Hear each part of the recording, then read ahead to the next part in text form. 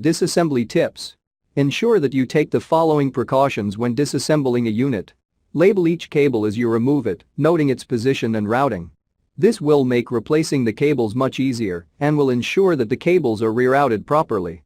Keep all screws with the component removed, if applicable. The screws used in each component can be of different thread sizes and lengths. Using the wrong screw in a component could damage the unit.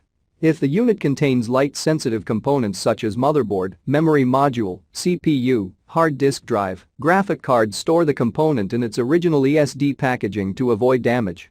Please read the description below for more details about tools used to removal and replacement, static electricity.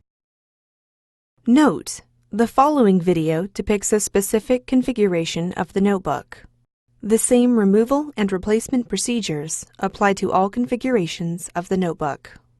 Before you begin, remove the base enclosure, battery, wireless module, hard disk drive assembly, fans, and system board.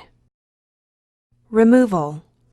Lift the speakers off of the alignment pins on the top cover and remove. Replacement. Place the speakers onto the alignment pins on the top cover.